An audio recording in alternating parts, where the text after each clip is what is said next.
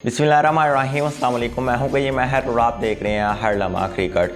Pakistan cricket team अपने दोनों warm up matches हारने के बाद अब वर्ल्ड कप की मुहिम का आगाज़ करेगी और वर्ल्ड कप की मुहिम का आगाज़ नीदरलैंड के अगेंस्ट ओडी मैच से होगा। पहला मैच जो हमने 6 तारीख को नीदरलैंड के साथ खेलना है, उस 6 तारीख को नीदरलैंड के अगेंस्ट जब खेलेंगे तो कौन सी बेस्ट 11 जो है वो मैदान में उतरेगी, कौन से प्लेयर जो कि 11 जो है वो मैदान संभालते हुए नजर आएंगे, ओपनिंग स्लॉट पर क्या बनने जा रहा है, कौन से 2 ओपनर होंगे, 5वें नंबर पर कौन सा बल्लेबाज होगा, जबकि उसके अलावा बॉलिंग में किस किस के साथ जाना। वसीम जूनियर को स्टिल कंटिन्यू रखना है, हसन अली खेलेंगे नहीं खेलेंगे, मोहम्मद नवाज रेस्ट करेंगे कि उसामा मीर आएंगे कि शादाब को रेस्ट करवा दी जाएगी, क्या कॉम्बिनेशन पाकिस्तान के जो फाइनल 11 वो इस वीडियो में मैं आपको देने जा रहा हूं। आपको पता है हम जब 11 बनाते हैं ऑलमोस्ट वही प्लेइंग 11 खेलती हुई नजर आती है। तो बेस्ट कॉम्बिनेशन परमोटेशन के एतबार से हम देखेंगे कि कौन सी 11 बनती है, कौन सी 11 को उतरना चाहिए। वैसे तो मैच नीदरलैंड के अगेंस्ट है, लेकिन पाकिस्तान टीम का एतमाद गिरा हुआ है। लास्ट 4 मुकाबले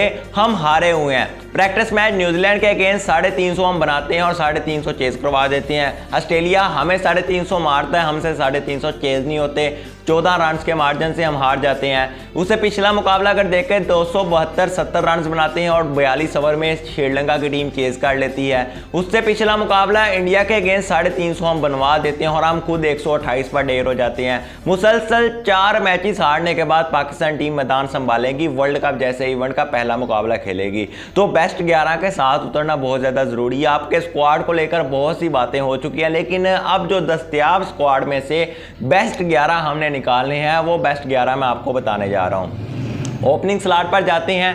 ओपनिंग स्लॉट पे आपके पास 3 ओपनर्स हैं। आपके पास अब्दुल्ला शफीक भी, आपके पास इमामुल हक भी, आपके पास फ़खरुज़्ज़मान भी हैं।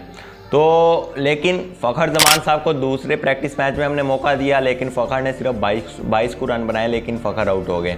अब्दुल्ला शफीक को दोनों प्रैक्टिस मैचेस में मौका मिला, लेकिन अब्दुल्ला शफीक दोनों प्रैक्टिस मैचेस में नाकाम हुए। इमामुल हक पहले प्रैक्टिस मैच में 9 बॉलों पर 1 रन बनाते हैं और इस दूसरे प्रैक्टिस मैच में 9 बॉलों पर ही ऑलमोस्ट 16 को रन बनाते हैं, 3 चौके भी लगाते हैं। तो हमारे तीनों ओपनर्स जो हैं वो दोनों प्रैक्टिस मैचेस में फ्लॉप होते हैं। इमामुल हक साहब की इस पर्टिकुलर एशिया कप में भी परफॉर्मेंस अच्छी नहीं रही और एशिया का बांग्लादेश के अगेंस्ट पास एक जो है 50 बनाई थी, उसके अलावा उनकी परफॉर्मेंस अच्छी नहीं रही है, बाकी वो फ्लॉप होते हुए नजर आ रहे हैं। फ़खरुज़्ज़मान पर तो वो सवालिया निशान है ही है। अब्दुल्ला शफीक भी सिर्फ श्रीलंका के अगेंस्ट एक मैच में 50 बनाई है, बाकी मैचेस में वो भी फ्लॉप है। अब सवाल ये बनता है कि कौन से 2 बेस्ट के साथ जाना है। वैसे तो ऑस्ट्रेलिया के अगेंस्ट तीनों को खिलाया गया था, बाबर साहब रेस्ट कर रहे थे, लेकिन बाबर को फिर बैटिंग के लिए आना पड़ा था। लेकिन ये तीनों ओपनिंग जो बल्लेबाज थे ये दोनों खेले थे। फ़खरुज़्ज़मान और इमामुल हक साहब ने ओपनिंग की थी, अब्दुल्ला शफीक वन डाउन पर आए थे। लेकिन हमारा सवाल यही है कि कौन से 2 होंगे। तो इमाम तो डेफिनेटली अल्टीमेटली होगा, क्योंकि किसी की उसकी परफॉर्मेंस पर नज़र नहीं जा रही। अगर जाएगी भी तो भाई आपके पास रिप्लेसमेंट नहीं है, आप इन तीनों में से किसी 2 के साथ कंटिन्यू करेंगे, तो अब तीनों की फॉर्म रूटी हुई है। तो जो मुझे नज़र आ रहा है वो ये आ रहा है कि एक तरफ इमाम होंगे, दूसरी तरफ अब्दुल्ला शफीक का नहीं मुझे लग रहा, लेकिन उनकी भी फॉर्म चली गई है भाई। दोनों मैचों में फ्लॉप हुए हैं। श्रीलंका के अगेंस्ट ज़रूर 50 आई है, लेकिन उनके कैरियर की एक ही 50 है। तो फ़खरुज़्ज़मान जहां एक्सपीरियंस की कमी नहीं है, लेकिन वो भी रिदम में नहीं है। तो मुझे जो फील हो रहा है वो ये आ रहा है कि फ़खरुज़्ज़मान को शायद टीम मैनेजमेंट नहीं खिलाना चाह रही। ऐसा हो भी सकता है नीदरलैंड से हमने खेलना शायद फ़खर के साथ कंटिन्यू कर लें, क्योंकि फ़खर बड़े मैचों का प्लेयर है, उसका रिदम पकड़ने के लिए इसको आजमाया जा सकता है। लेकिन जब फ़खर को देखते हैं ना न्यूजीलैंड के अगेंस्ट प्रैक्टिस मैच में नहीं उतारा गया, तो पाकिस्तान टीम का थोड़ा सा माइंडसेट हमें नज़र आ जाता है। तो मुझे अब्दुल्ला शफीक और इमाम के साथ मैं जाना चाह रहा हूँ, जो कि पाकिस्तान टीम मैनेजमेंट ये चाहेगी। लेकिन वैसे तो मैं फ़खर को लेकर जाना चाहता था कि फ़खर का एतमाद बहाल हो, ताकि आने वाले मैचेस में फ़खर रन बनाएं। तो ये अब्दुल्ला शफीक और इमाम ओपनिंग करेंगे। वन डाउन पर हमारे कप्तान बाबर आजम आ जाएंगे। अल्टीमेटली कोई क्वेश्चन नहीं है, कोई सवालिया निशान नहीं है। परफॉर्मेंस भी आउटस्टैंडिंग, पहले मैच में 80 रन 84 बॉलों पर, दूसरे मैच में 90 रन 59 बॉलों पर। तो एब्सोल्यूट बड़ी अच्छी फॉर्म में आ चुके हैं, रिदम पकड़ लिए। इंडिया के ग्राउंडों में 2 मैच खेले, दोनों में 50 क्या 80 और 90 रन बनाए हैं। एक मैच में 84 पर 80, एक मैच पर 59 पर आप 90 रन बना चुके हैं। तो बड़ा अच्छी फॉर्म में है। तो वन डाउन पर अल्टीमेटली कोई वैसे भी बहस बनती नहीं है। इन्होंने 3-4 सालों से टीम को संभाला हुआ वन डाउन पर।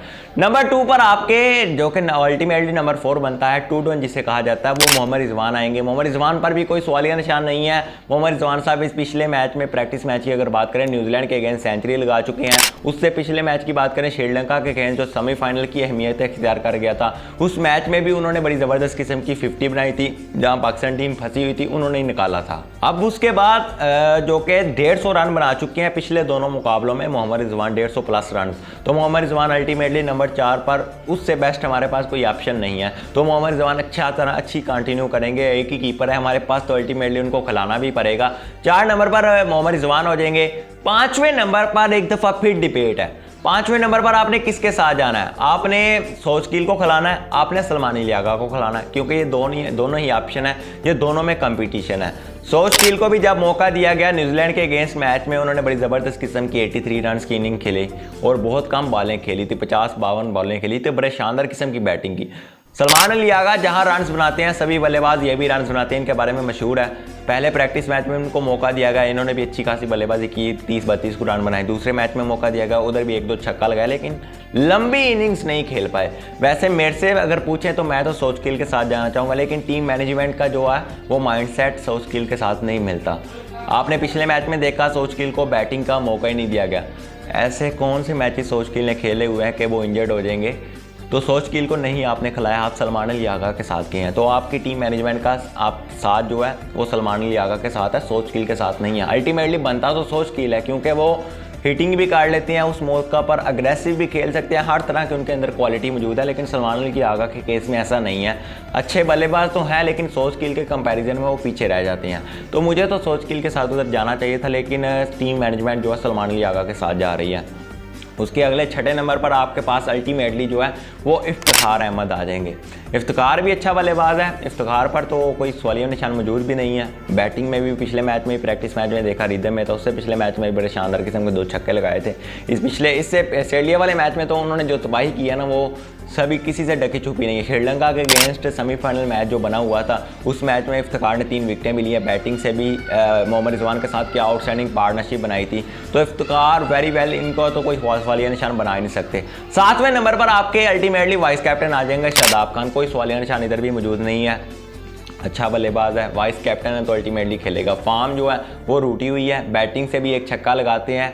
पिछले मैच में भी, ऑस्ट्रेलिया वाले मैच में भी हमने देखा था, एक उस ओवर में चौका भी आ गया, मानुस लबुशेन को मारा हुआ, छक्का भी मार लिया। उसके बाद फिर हिट की तरफ जाना, ये थोड़ी सी बेवकूफ़ी शादाब करता है, लेकिन अल्टीमेटली वाइस कैप्टन है तो डेफिनेटली खेलेंगे। दुआ यही है कि वो अपनी फॉर्म पकड़ ले बॉलिंग में भी। उसके बाद 8वें नंबर पर एक दफ़ा फिर डिबेट छिड़ेगी। 3 बल्लेबाज हैं, इधर 3 बॉलर हैं, ऑलराउंडर भी चाह सकते हैं आप। आपके पास उसामा मीर भी है, आपके पास मोहम्मद नवाज़ भी है, आपके पास जो है वो मोहम्मद नवाज़ के अलावा उसामा मीर, वसीम जूनियर भी है। अगर पिच जो है वो स्पिन को फ़ायदा देगी तो आप आप उसामा मीर या नवाज़ में से किसी एक के साथ जा सकते हैं। अगर फास्ट बॉलर के लिए तो फिर अल्टीमेटली वसीम जूनियर। लेकिन जो मुझे फील हो रहा है वो ये हो रहा है कि आप मोहम्मद नवाज़ के साथ कंटिन्यू करेंगे। आपके पास रीज़न भी बन चुके हैं। मोहम्मद नवाज़ ने पिछले मैच में, ऑस्ट्रेलिया वाले मैच में बॉलिंग भी अच्छी की है, ऑस्ट्रेलिया वाले मैच में 50 भी बनाया। तो उसामा मीर भी वैसे अच्छी रिदम में है। पिछले मैच में उन्होंने बड़े जो छक्के लगाए हैं वो बड़े मज़े के लगाए हैं, लेकिन साथ साथ उन्होंने 5 ओवर में 31 रन दिए, 2 विकेटें भी ली हैं। उसामा मीर और मोहम्मद नवाज़ कंपटीशन बड़ा टफ है। तो वसीम जूनियर मुझे लगता है वो बाहर बैठेंगे। दोनों मैचों में उनकी परफॉर्मेंस 1-2 टके की रही है। श्रीलंका वाले मैच में भी वो फ्लॉप हुए हैं। तो उसामा मीर और मोहम्मद नवाज़ में कंपटीशन होगा, लेकिन मुझे लगता है कि उसामा मीर को जो है वो रेस्ट करवाई जाएगी। मोहम्मद नवाज़ अल्टीमेटली आपका फर्स्ट चॉइस होंगे, तो मोहम्मद नवाज़ के साथ आप कंटिन्यू करेंगे। एशिया कप में भी हमने देखा था उसामा मीर बाहर बैठे थे, मोहम्मद नवाज़ कंटिन्यू करेंगे।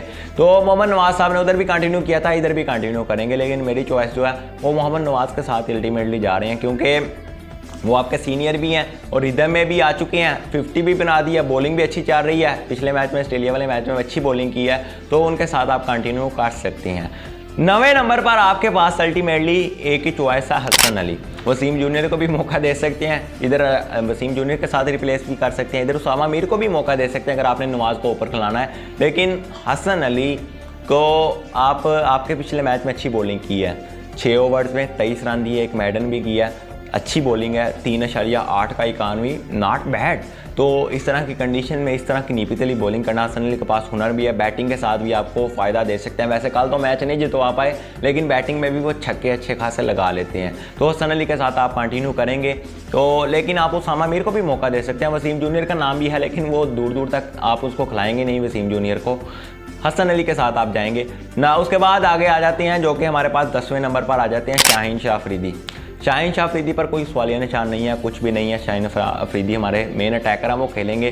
11वें नंबर पर अल्टीमेटली आपके पास हारिस रऊफ आ जाएंगे। पिछले मैच में तो 97 रन दिए हैं, लेकिन कोई क्वेश्चन मार्क नहीं आप लगा सकते। चाहे 97 9 ओवर्स में उन्होंने दिए हैं, जितनी मर्जी मार खाई है, 10.8 का 91 रहा है, लेकिन फिर भी अल्टीमेटली आप उनके साथ ही जाएंगे।